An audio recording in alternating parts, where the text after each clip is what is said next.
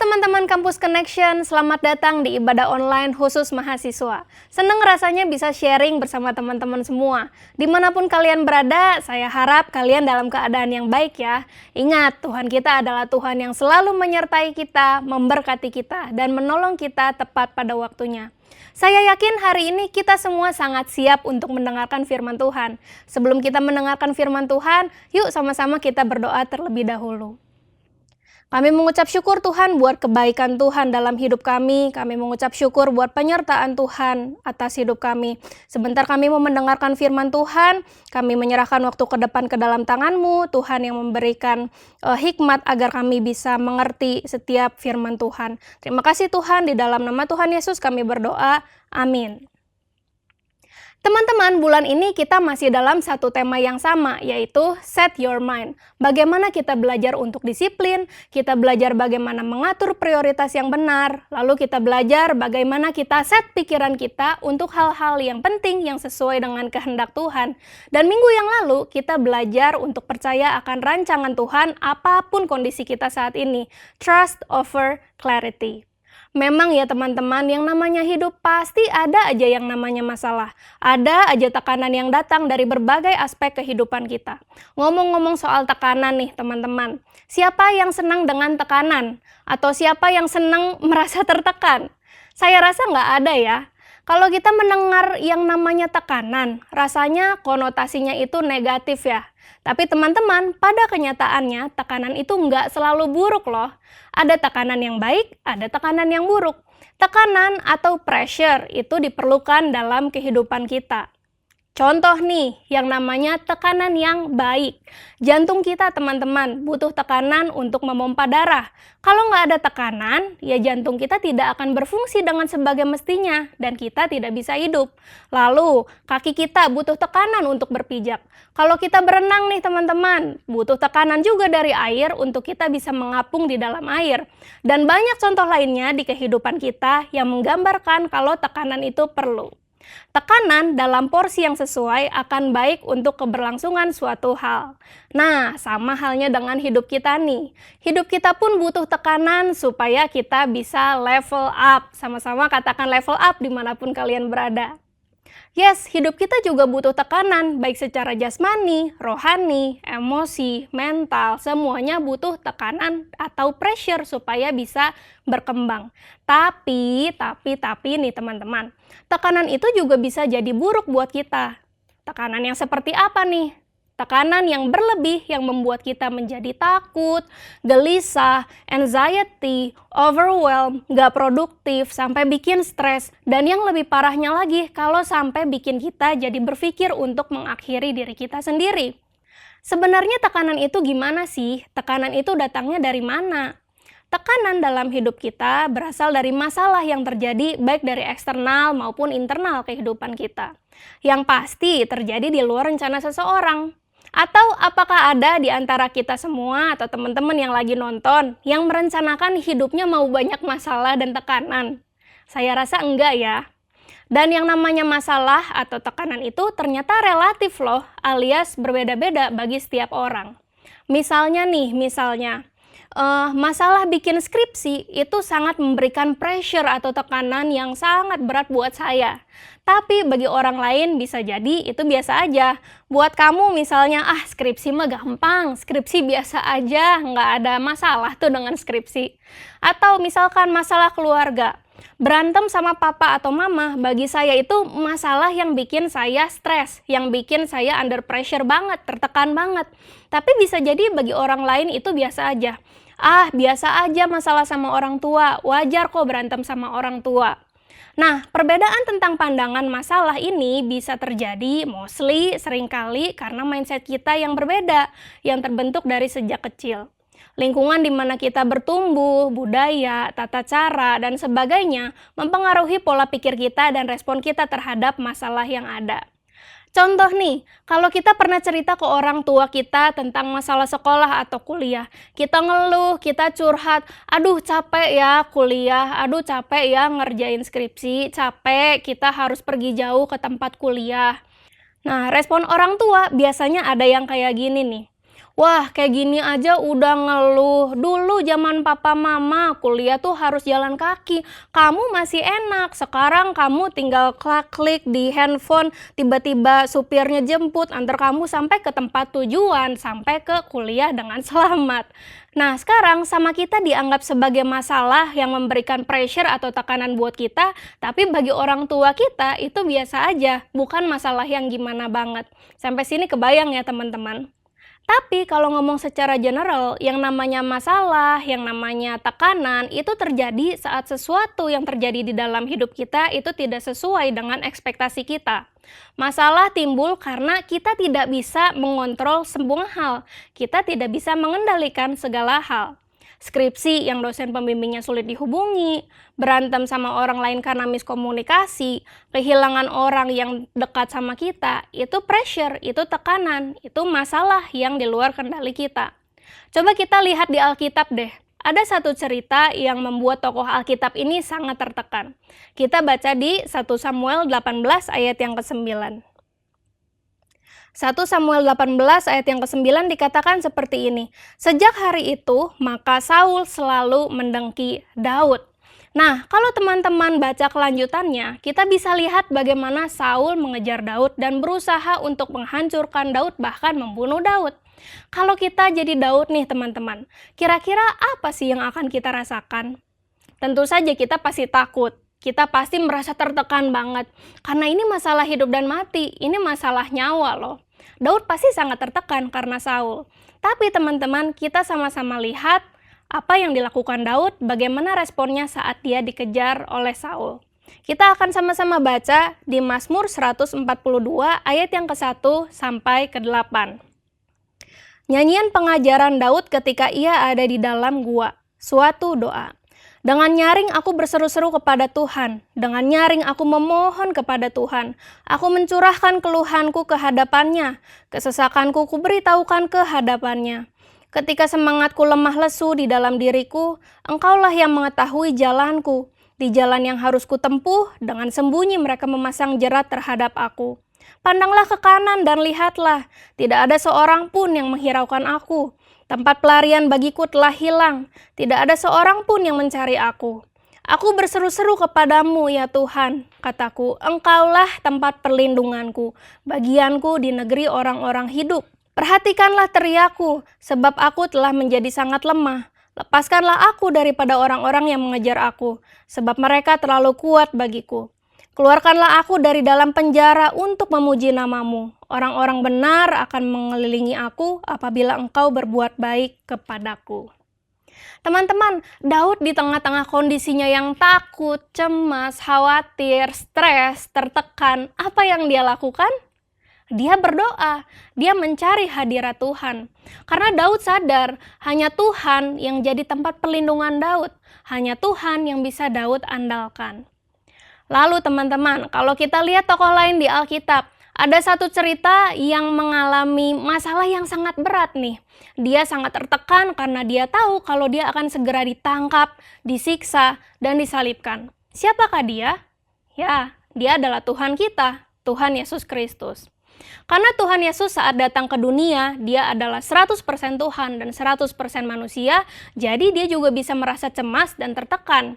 Tapi kita lihat nih, kira-kira respon apa yang Tuhan Yesus lakukan saat dia ada di dalam tekanan. Kita baca sama-sama dalam Matius 26 ayat 36 sampai 39.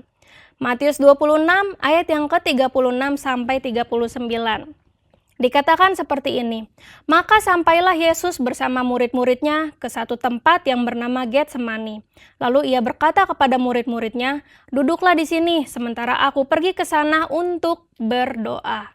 Dan ia membawa Petrus dan kedua anak Zebedeus sertanya. Maka mulailah ia merasa sedih dan gentar. Lalu katanya kepada mereka, hatiku sangat sedih seperti mau mati rasanya. Tinggallah di sini dan berjaga-jagalah dengan aku. Maka ia maju sedikit, lalu sujud dan berdoa, katanya, ya Bapakku, jikalau sekiranya mungkin, biarlah cawan ini lalu daripadaku, tetapi janganlah seperti yang ku kehendaki, melainkan seperti yang Engkau kehendaki. Teman-teman, di ayat yang ke-37 kita bisa tahu dengan jelas kalau Yesus itu sedih dan gentar. Tapi apa yang dilakukan Yesus? Dia berdoa kepada Bapa, dia mencari hadirat-Nya. Dari respon Daud dan Tuhan Yesus nih teman-teman, kita bisa belajar satu hal yang penting saat kita merasa tertekan.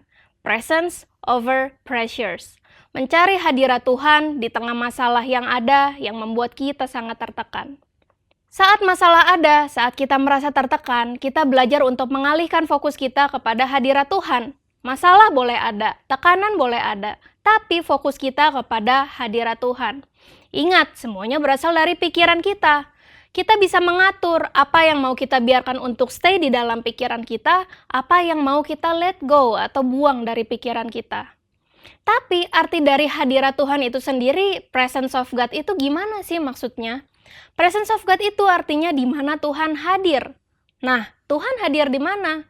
Apakah ada tempat khusus yang di mana Tuhan dapat hadir dan di mana Tuhan tidak dapat hadir? Nope. Tuhan kita adalah Tuhan yang maha hadir, omnipresence. Artinya dia ada di mana-mana. Seperti yang Daud katakan dalam Mazmur 139 ayat 7 dikatakan seperti ini, "Kemana aku dapat pergi menjauhi rohmu? Kemana aku dapat lari dari hadapanmu?" Tuhan selalu ada kemanapun kita pergi, dimanapun kita berada, Tuhan hadir bersama dengan kita. Hadirat Tuhan, kehadiran Tuhan selalu ada. Tapi pertanyaannya, kita sadar atau enggak akan kehadiran Tuhan tersebut? Karena itu arti presence of God atau hadirat Tuhan yang kita bahas adalah kita dengan sengaja mencari, memfokuskan perhatian kita kepada keberadaan Tuhan di tengah pressure atau masalah yang ada. Sekali lagi, kata kuncinya itu teman-teman mencari. Itu adalah kata kerja secara aktif dilakukan. Sama seperti kalau kita kehilangan barang. Kita akan mencari barang tersebut sampai ketemu. Secara aktif mencari sampai dapat. Begitu juga kalau kita mencari hadirat Tuhan. Kita secara sengaja dan aktif untuk fokus mencari hadiratnya dan berdoa kepadanya. Hadirat Tuhan itu selalu ada. Tuhan selalu ada bersama dengan kita. Kitanya yang sadar atau enggak.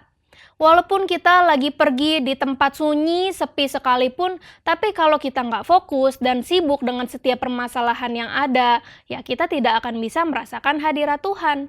Presence over pressure. Mencari hadirat Tuhan di saat kita merasa tertekan, itu bukan berarti kita melupakan masalah yang ada.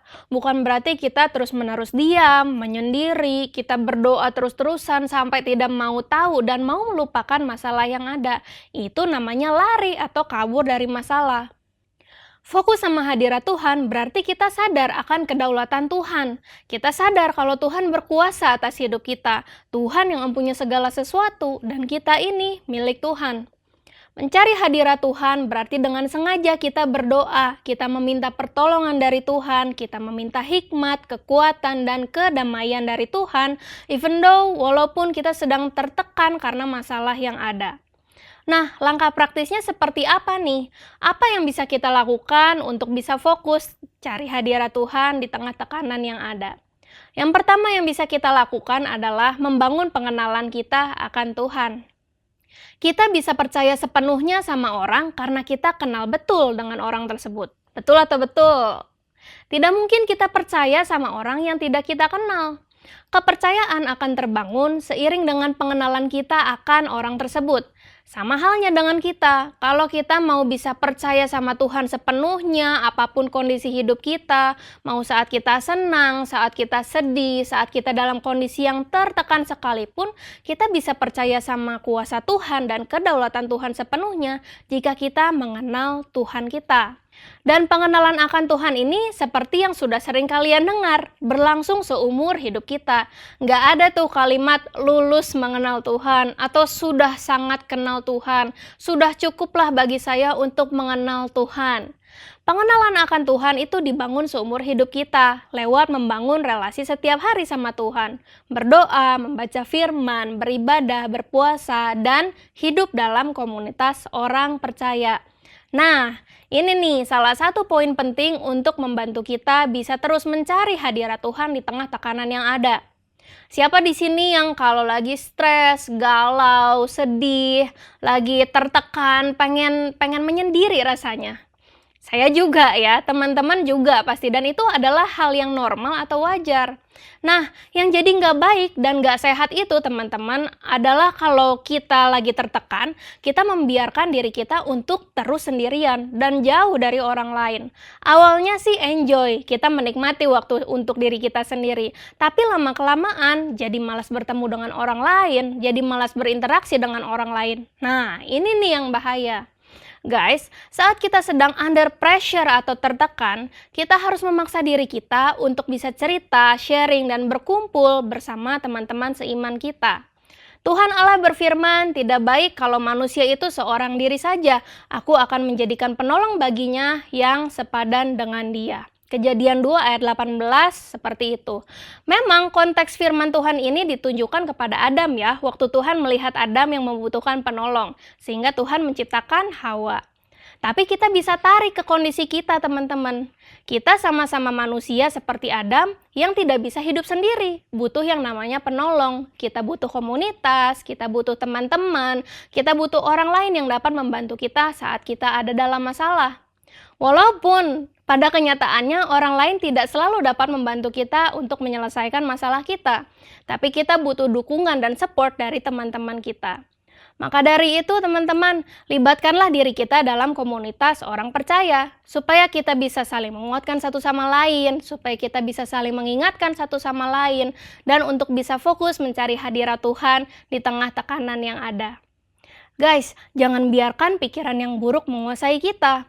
Ingat, masalah boleh ada, tekanan boleh datang dari berbagai aspek kehidupan kita. Namun satu yang harus kita ingat, kita punya Tuhan yang sanggup menolong kehidupan kita. Mencari hadirat Tuhan saat kita merasa tertekan. Teman-teman, pernah ingat gak waktu SMP atau SMA dulu pernah diajarin satu rumus fisika tentang tekanan? Tekanan itu rumusnya P sama dengan F dibagi dengan A, di mana P adalah tekanan atau pressure, F adalah force atau gaya, dan A adalah area atau luas. Teman-teman bisa lihat dari rumus itu, gaya berbanding lurus dengan tekanan, tekanan berbanding lurus dengan gaya. Artinya, semakin besar tekanan, harus semakin besar gaya yang dilakukan. Gaya adalah tarikan atau dorongan yang dapat mengubah satu keadaan.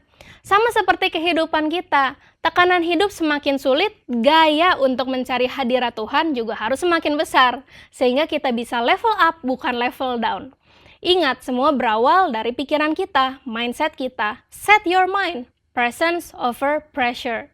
Di tengah masalah dan tekanan yang ada, tetap fokus mencari hadirat Tuhan. Karena dalam hadirat Tuhanlah kita dapat menemukan ketenangan, kedamaian, kekuatan yang baru, hikmat untuk menghadapi setiap tekanan yang ada. Mari sama-sama kita berdoa. Kami bersyukur Tuhan buat firman Tuhan. Kami bersyukur kalau hari ini Tuhan sudah mengingatkan kami untuk bisa mengandalkan Tuhan lebih dari apapun. Hari ini kami diingatkan untuk bisa fokus mencari hadirat Tuhan di setiap masalah yang ada, di setiap tekanan yang ada dalam hidup kami. Kami percaya kalau Engkau adalah Tuhan yang sanggup menolong kami tepat pada waktunya. Dan hari ini hamba-Mu berdoa buat teman-teman dimanapun mereka berada. Aku melepaskan berkat supaya kiranya berkat daripada Allah yang Maha Tinggi tercurah untuk hidup mereka. Tuhan yang berkati setiap keluarganya, Tuhan berkati finansialnya, biar Tuhan yang mencukupkan apapun yang mereka butuhkan tepat pada waktunya. Kami bersyukur kami punya Allah yang seperti Engkau. Terima kasih Tuhan, di dalam nama Tuhan Yesus Kristus kami berdoa. Amin. Apabila ada teman-teman yang memerlukan dukungan doa ataupun konseling lebih lanjut, jangan ragu untuk scan QR Code yang tertera di bagian bawah layar ini. Ada rekan-rekan pendoa dan para konselor yang siap untuk membantu teman-teman sekalian. Tuhan Yesus memberkati.